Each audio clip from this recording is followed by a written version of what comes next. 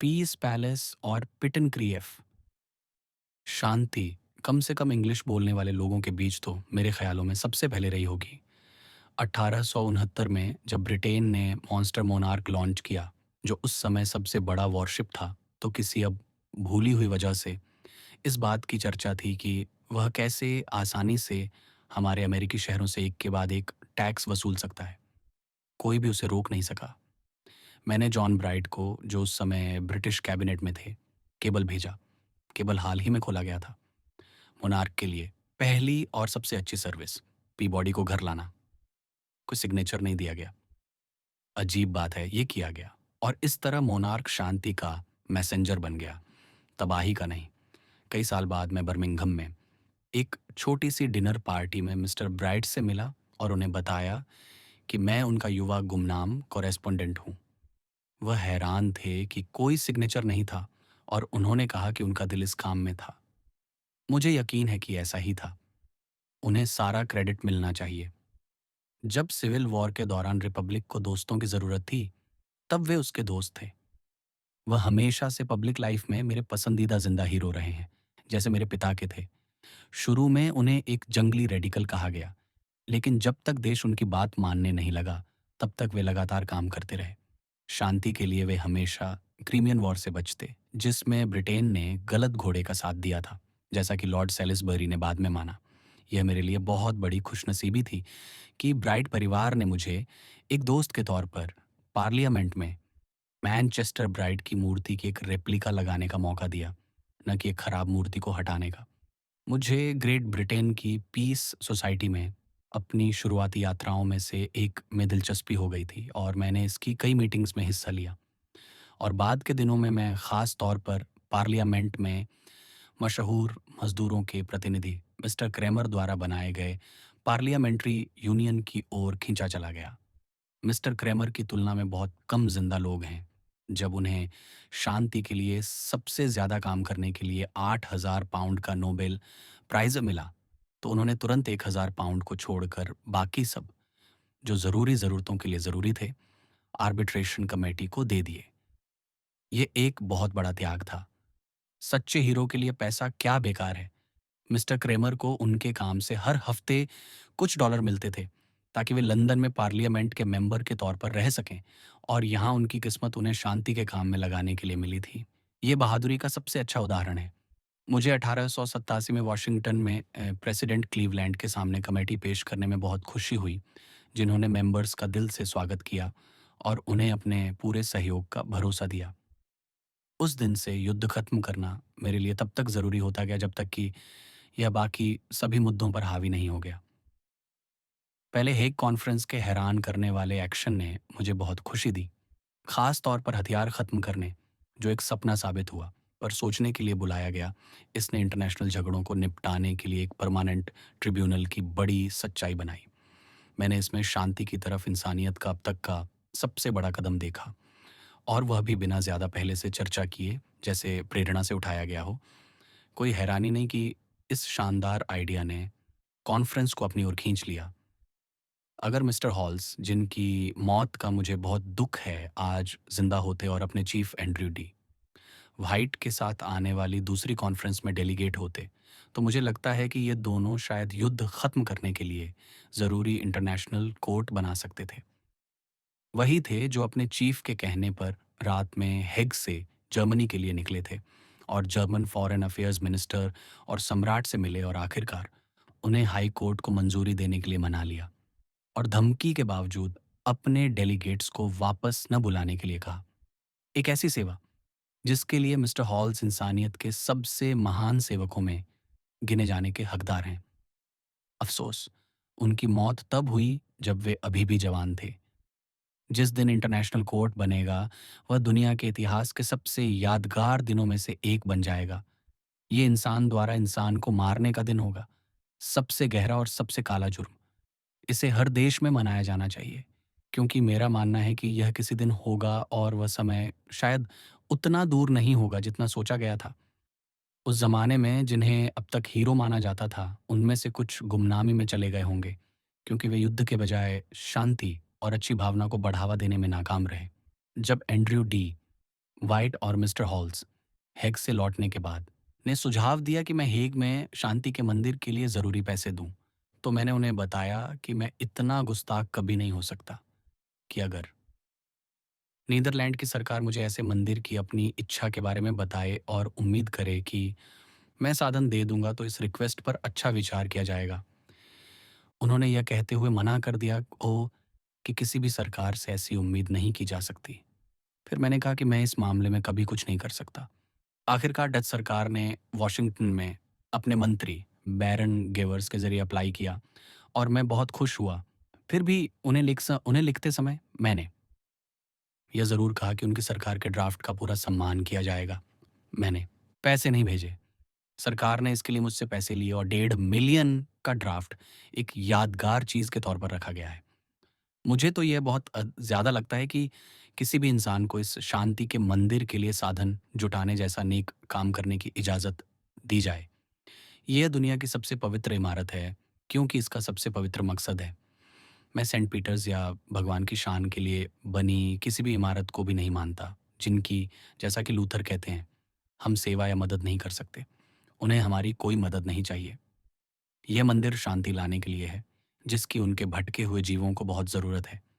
भगवान की सबसे बड़ी पूजा इंसान की सेवा है। कम से कम मैं लूथर और फ्रैंकलिन के साथ ऐसा ही महसूस करता हूँ।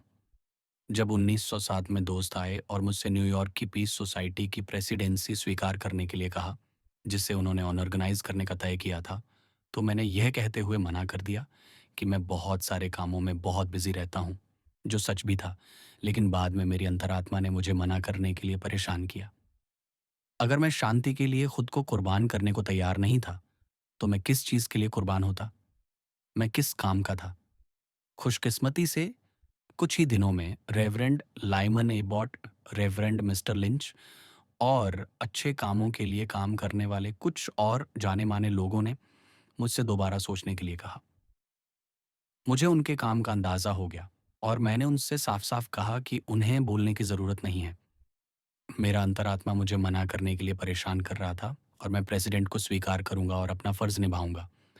उसके बाद बड़ी नेशनल मीटिंग हुई अगले अप्रैल में, जब पीस सोसाइटी की मीटिंग के इतिहास में पहली बार यूनियन के 35 राज्यों के डेलीगेट्स के अलावा कई जाने माने विदेशी भी शामिल हुए। तब मुझे अचानक से पहला सम्मान मिला।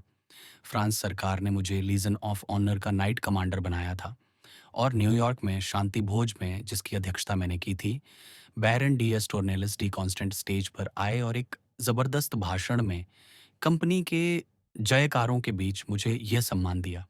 ये सच में एक बड़ा सम्मान था और मैं इसकी तारीफ करता हूँ, क्योंकि यह इंटरनेशनल शांति के लिए मेरी सेवाओं के लिए दिया गया था। सम्मान मामूली होते हैं, वे बढ़ाई नहीं करते, इसलिए उन्हें आने दो। वे मुझे यह भी याद दिलाते हैं कि मुझे पहले से कहीं ज़्यादा मेहनत करनी होगी और हर काम और हर शब्द पर और ध्यान से नज़र रखनी होगी, ताकि मैं उस स्टैंडर्ड के थोड़ा और करीब पहुंच सकूं जिसे देने वाले गुमराह आत्माएं अपने भाषणों में गलती से मान लेते हैं कि मैं पहले ही हासिल कर चुका हूँ। मैंने जो भी तोहफ़ा दिया है या कभी दे सकता हूँ, वह पिटनक्रिफ ग्लेन डनफोर्मलाइन के तोहफ़े के बराबर नहीं हो सकता। ये बच्चों जैसी भावनाओं से भरा है, सबसे शुद्ध और सबसे मीठा। मुझे वह कहानी बतानी ही होगी। मेरी सबसे पुरानी यादों में डनफर्मलाइन की लड़ाई शामिल है, जिसमें शहर को एबे के मैदान और महल के खंडहरों के एक हिस्से पर अधिकार दिलाने के लिए लड़ाई लड़ी गई थी। मेरे दादा मॉरिसन ने यह कैंपेन शुरू किया था, या कम से कम वे उन लोगों में से एक थे जिन्होंने यह लड़ाई शुरू की थी। इस लड़ाई को मेरे चाचा लॉर्डर और मॉरिसन ने जारी रखा।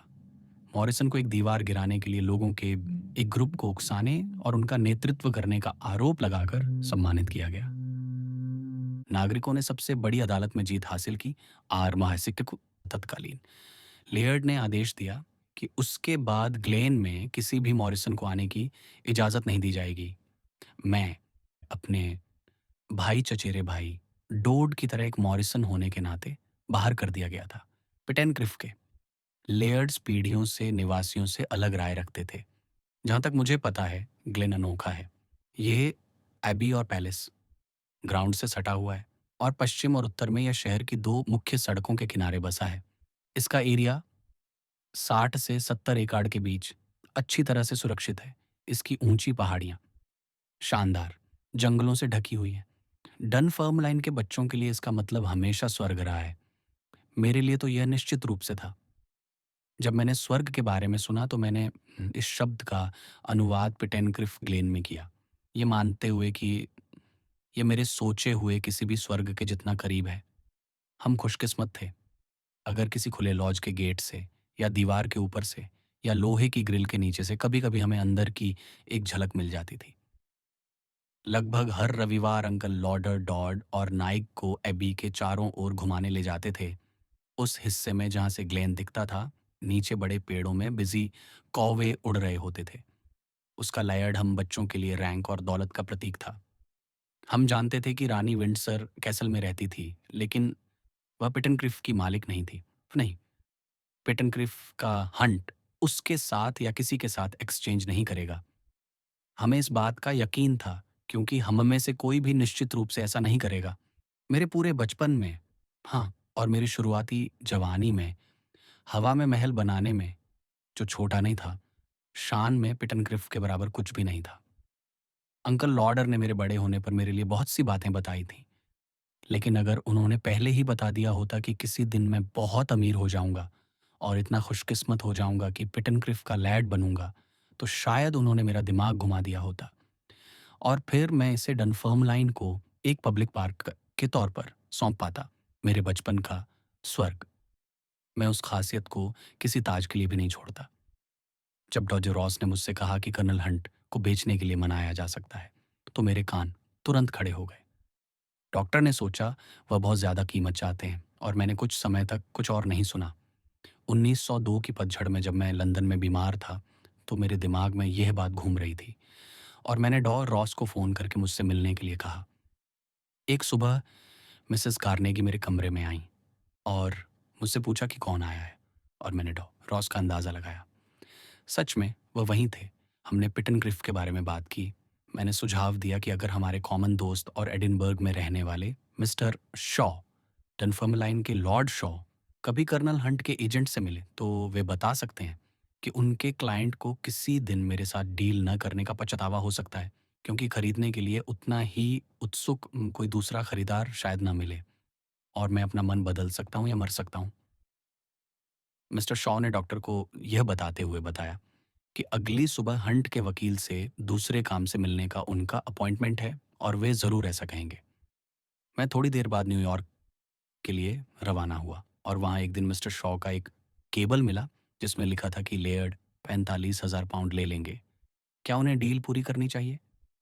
मैंने वायर किया, हाँ, बशर्ते यह रॉस की शर्तों के तहत हो।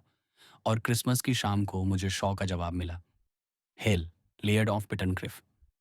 तो मेरे हिसाब से मैं दुनिया के सबसे बड़े टाइटल का खुशनसीब मालिक था, राजा। खैर, वह सिर्फ राजा था। उसके पास न तो किंग मेल्कम का टावर था, न सेंट मार्गरेट का मंदिर, न ही पिटनक्रिफ ग्लेन। वह नहीं बेचारा, मेरे पास था। और अगर राजा कभी डनफर्मलाइन आए, तो मुझे उन्हें ये खजाने दिखाने में खुशी होगी। पार्क और ग्लेन के मालिक के तौर पर मुझे यह पता लगाने का मौका मिला कि अगर पैसा किसी कम्युनिटी के लोगों के हाथों में दिया जाए, तो वह क्या, अगर कुछ भी कर सकता है। पिटनक्रिफ पार्क के मामले में डॉ रॉस को मैंने भरोसे में लिया और उनकी सलाह से ट्रस्टियों की एक बॉडी बनाने वाले कुछ लोगों पर सहमति बनी और उन्हें स्किबो में ऑर्गेनाइज करने के लिए बुलाया गया। उन्होंने सोचा कि यह पार्क को शहर को ट्रांसफर करने के बारे में है। डॉ रॉस से भी किसी और बात पर बात नहीं हुई। जब उन्होंने सुना कि डनफर्मलाइन के फायदे के लिए 5% इंटरेस्ट वाले बॉन्ड में $500,000 भी उन्हें दिए जाएंगे, तो वे हैरान रह गए। ग्लेन को ट्रस्टियों को सौंपे हुए 12 साल हो गए हैं और यकीनन कोई भी पब्लिक पार्क लोगों को इससे ज़्यादा प्यारा कभी नहीं रहा। बच्चों का सालाना गाला डे, फूलों का शो और लोगों का पार्क का रोज़ाना इस्तेमाल हैरान करने वाला है। ग्लेन अब आसपास के शहरों से भी लोगों को खींचता है। ट्रस्टी कई तरह से ट्रस्ट डीड में बताई गई दिशा में अच्छी तरह कामयाब हुए हैं, यानी डनफर्मलाइन के मेहनतकश लोगों की बोरिंग ज़िंदगी में और ज़्यादा मिठास और रोशनी लाना, उन्हें, खासकर युवाओं को, कुछ आकर्षण, कुछ खुशी, ज़िंदगी के कुछ अच्छे हालात देना जो कहीं और रहने पर नहीं मिलते, कि मेरे अपने शहर का बच्चा सालों बाद पीछे मुड़कर देखे, चाहे वह घर से कितना भी दूर क्यों ना घूमा हो, उसे लगेगा कि सिर्फ़ ऐसा होने की वजह से ही ज़िंदगी ज़्यादा खुश और बेहतर हो गई है। अगर यह आपकी मेहनत का फल है, तो आप सफल होंगे, अगर नहीं तो आप फ़ेल होंगे। इस पैराग्राफ के लिए मैं कनाडा के पहले गवर्नर जनरल अर्ल ग्रे की दोस्ती का शुक्रगुजार हूँ। उन्होंने डॉ रॉस को लिखा था, मुझे उस आदमी को जानना है जिसने आज सुबह टाइम्स में वह डॉक्यूमेंट लिखा था। हम लंदन में मिले और तुरंत हमदर्दी हो गई। वह एक महान आत्मा है जो लॉर्ड ग्रे आज यूनाइटेड किंगडम के $10 मिलियन के फंड के मेंबर ट्रस्टी भी हैं। इस तरह पिटनक्रिफ ग्लेन सबसे ज़्यादा सुकून देने वाला पब्लिक गिफ्ट है जो मैंने कभी दिया है या कभी दे सकता हूँ। ये बहुत बड़ा इंसाफ है कि थॉमस मॉरिसन का पोता, जो अपने समय के कट्टर लीडर थे, बिली मॉरिसन के भतीजे, उनके बेटे और वारिस, और सबसे बढ़कर मेरे नेक पिता और मेरी सबसे बहादुर माँ के बेटे, उठें और अमीरों को बेदखल करें और ग्लेन और पार्क को हमेशा के लिए डनफर्मलाइन के लोगों तक पहुंचाने वाले एजेंट बने। ये एक सच्चा रोमांस है जिसकी कोई हवाई महल या कल्पना बराबरी नहीं कर सकती। किस्मत का हाथ इस पर मंडराता हुआ लगता है और मुझे कुछ फुसफुसाते हुए सुनाई देता है, तुम पूरी तरह से बेकार नहीं जिए हो, पूरी तरह से बेकार नहीं। ये मेरे करियर की सबसे बड़ी मेहरबानी है। मैं इसे अपने बाकी सभी पब्लिक तोहफ़ों से अलग रखता हूँ। सच में समय का चक्कर कुछ अजीब बदले लाता है। अब 13 साल हो गए हैं जब मैंने दौलत जमा करना बंद किया और उसे बाँटना शुरू किया। मैं दोनों में कभी कामयाब नहीं हो पाता। अगर मेरे पास रिटायर होने के लिए बहुत कुछ था, लेकिन रिटायर होने के लिए कुछ नहीं था। लेकिन कभी-कभी पढ़ने, लिखने और बोलने की आदत और शौक था, और पढ़े-लिखे लोगों से जान-पहचान और दोस्ती भी थी, जो मैंने बिज़नेस छोड़ने से पहले की थी। रिटायर होने के कुछ सालों बाद तक मैं खुद को काम पर जाने के लिए मजबूर नहीं कर सका। अफ़सोस, इससे मुझे बहुत से ऐसे लोग याद आ गए जो पहले जा चुके थे। मेरे शुरुआती दोस्तों में से शायद ही कोई बचा होगा, जो पुराने दिनों की तरह मेरा हाथ थाम सके। इन बूढ़े लोगों में से सिर्फ़ 1 या 2 ही मुझे एंडी कहते थे। हालाँकि यह मत सोचिए कि मेरे युवा साथी भुला दिए गए हैं या उन्होंने मुझे नए हालात के साथ तालमेल बिठाने की कोशिश में कोई ख़ास भूमिका नहीं निभाई है। बिल्कुल अलग। सबसे सुकून देने वाला असर कार्नेगी वेटरन एसोसिएशन का उनका तुरंत ऑर्गेनाइज़ेशन था, जो आखिरी सदस्य के मरने के बाद ही ख़त्म होगा। न्यूयॉर्क में अपने घर में साथ रहना सबसे बड़ी खुशी का ज़रिया है, इतनी ज़्यादा कि यह 1 साल से दूसरे साल तक बनी रहती है। कुछ वेटरन्स यहाँ आने के लिए बहुत दूर से आते हैं, और हमारे बीच जो होता है, वह मेरी ज़िंदगी की सबसे प्यारी खुशियों में से एक है। मैं अपने साथ अपने लड़कों का प्यार रखता हूँ। मुझे यकीन है कि ऐसा है। इसमें कोई गलती नहीं हो सकती क्योंकि मेरा दिल उनके लिए दुखी है। इसे मैं अपनी कई खुशनसीबी में गिनता हूँ, और कई सोच-विचार के घंटों में यह बात मेरे दिमाग में आती है, और मैं खुद से कहता हूँ, बिना दौलत के यह बेहतर है, इसके बिना करोड़पति बनने से। हाँ, हज़ार बार हाँ। कई दोस्त, महान और अच्छे आदमी और औरतें, मिसेस कार्नेगी और मुझे यह जानकर खुशी हुई, लेकिन इन सब से लड़कों के लिए हमारा प्यार कभी नहीं बदलेगा, क्योंकि मुझे बहुत खुशी है कि उनका दिल उनके लिए उतना ही दुखी है जितना मेरा। उन्होंने ही हमारे नए न्यूयॉर्क घर को पहले वेटरन डिनर से सजाया था। पार्टनर्स पहले, उनका शब्द था। जब उन्होंने मिसेस कार्नेगी को पहला ऑनरेरी मेंबर और हमारी बेटी को दूसरा चुना, तो यह कोई बेकार की बात नहीं थी। हमारे दिलों में उनकी जगह पक्की है। हालांकि मैं सीनियर था, फिर भी हम साथ में लड़के ही थे। पूरा भरोसा और एक जैसे मकसद, सिर्फ अपने लिए नहीं, बल्कि एक दूसरे के लिए, और गहरे प्यार ने हमें एक भाईचारे में ढाल दिया। हम पहले दोस्त थे और बाद में पार्टनर। इस तरह 45 में से 43 पार्टनर जिंदगी भर के लिए एक साथ बन गए। एक और सालाना इवेंट जो कई खास खुशियों को सामने लाता है, वह है हमारा लिटरेरी डिनर। घर पर हमारे प्यारे दोस्त मिस्टर रिचर्ड वॉटसन गिल्डर, जो सेंचुरी के एडिटर थे, मैनेजर थे। उनके तरीके और साल के गेस्ट की लिखी बातों से कोटेशन जो गेस्ट के कार्ड पर रखे जाते थे, इतने सही होते थे कि बहुत हंसी मजाक होता था। फिर नए लोगों के भाषण इस मौके को और मज़ेदार बना देते थे। जॉन मॉर्ले 1895 में हमारे साथ गेस्ट ऑफ ऑनर थे, और हर प्लेट पर, कार्ड पर उनकी लिखी बातों का एक कोटेशन था। 1 साल गिल्डर शाम को जल्दी आ गए। डिनर के बाद वह मेहमानों को बैठाना चाहता था। यह हो चुका था, लेकिन वह मेरे पास आया और कहा कि अच्छा हुआ उसने उन्हें देख लिया। जॉन बरोज और अर्नेस्ट थॉम्पसन सेटन को एक दूसरे के बगल में पाया, और जब वे जानवरों और पक्षियों की आदतों पर गर्मागर्म बहस में लगे हुए थे, जिसमें दोनों अपनी आलोचनाओं में बहुत आगे निकल गए थे, तो वे एक दूसरे के सामने आ गए थे। गिल्डर ने कहा कि उन्हें एक साथ बैठाना कभी ठीक नहीं होगा। उसने उन्हें अलग कर दिया था। मैंने कुछ नहीं कहा, लेकिन बिना देखे डाइनिंग रूम में चला गया और पहले की तरह कार्ड बदल दिए। गिल्डर को बहुत हैरानी हुई जब उसने उन आदमियों को एक दूसरे के बगल में देखा, लेकिन नतीजा वैसा ही था जैसा मैंने उम्मीद की थी। सुलह हो गई और वे अच्छे दोस्त बनकर अलग हुए। सीख: अगर आप शांति बनाना चाहते हैं, तो दुश्मनों को एक दूसरे के बगल में वहीं बिठाएं जहां उन्हें तमीज से शुरुआत करनी चाहिए। बरोज और सेटन दोनों को मेरे बिछाए जाल में मजा आया। यह सच है, हम सिर्फ उन्हीं से नफरत करते हैं जिन्हें हम जानते नहीं। शांति का रास्ता अक्सर यही होता है कि आप अपने दुश्मन को डिनर पर बुलाएं और उससे आने की गुजारिश भी करें, और मना ना करें। ज़्यादातर झगड़े इसलिए बढ़ते हैं क्योंकि दोनों एक दूसरे को देखते और बात नहीं करते, और दूसरों से अपनी असहमति के बारे में बहुत ज़्यादा सुनते हैं। वे दूसरे की बात और उसके बारे में कही जा सकने वाली हर बात को पूरी तरह नहीं समझते। समझदार वह है जो दोस्त से अनबन होने पर सुलह का हाथ बढ़ाता है। जो इसे मना करता है वह अपने जीवन के आखिर तक दुखी रहता है। कोई भी मुमकिन फ़ायदा उस दोस्त के खोने का बदला नहीं ले सकता जो आपका दोस्त रहा हो, भले ही वह दोस्त आपको पहले से थोड़ा कम प्यारा हो गया हो।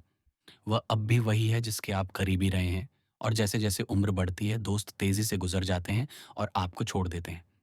वह खुश आदमी है जो महसूस करता है कि ऐसा कोई इंसान नहीं है जिसके लिए वह खुशी, लंबी उम्र और लायक कामयाबी की दुआ न करे। न ही कोई ऐसा जिसके रास्ते में कोई वह किसी के लिए भी रुकावट नहीं डालेगा, और न ही अगर उसके बस में हो तो वह किसी की सेवा नहीं करेगा। ये सब वह महसूस कर सकता है बिना ये कहे कि उसे ऐसे किसी को दोस्त बनाना है जो गलत काम करके बिना किसी शक के नाकाबिल साबित हुआ हो। ऐसे लोगों के लिए सिर्फ दया, बहुत ज़्यादा दया होनी चाहिए, और अपने नुकसान के लिए भी दया, क्योंकि सच्ची दोस्ती सिर्फ अच्छाइयों पर ही टिकी और बढ़ सकती है। जब प्यार बीमार और ख़राब होने लगता है, तो उसे ज़बरदस्ती की रस्मों की ज़रूरत होती है। पहले वाली दोस्ती हमेशा के लिए चली जाए, लेकिन हर कोई एक दूसरे के लिए सिर्फ खुशी की दुआ कर सकता है। मेरे किसी भी दोस्त ने बिजनेस से मेरे रिटायरमेंट का मार्क ट्वेन से ज़्यादा गर्मजोशी से स्वागत नहीं किया।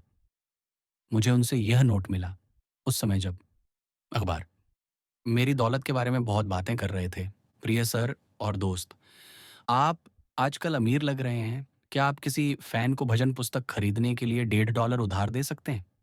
अगर आप ऐसा करते हैं तो भगवान आपको आशीर्वाद देगा। मुझे लगता है ये मुझे पता है, और मैं भी। अगर और भी एप्लीकेशन हो तो ये नहीं गिना जाएगा। आपका मार्क। पीएस भजन की किताब मत भेजो, पैसे भेजो। मैं खुद चुनना चाहता हूँ। जब वह न्यूयॉर्क में बीमार थे तो मैं अक्सर उनसे मिलने जाता था, और हमने साथ में बहुत अच्छा समय बिताया, क्योंकि बिस्तर पर लेटे हुए भी वह हमेशा की तरह होशियार रहते थे। एक कॉल उन्हें अलविदा कहने के लिए थी, स्कॉटलैंड के लिए रवाना होने से पहले। मेरे रवाना होने के तुरंत बाद न्यूयॉर्क में यूनिवर्सिटी प्रोफेसरों के लिए पेंशन फंड की घोषणा की गई।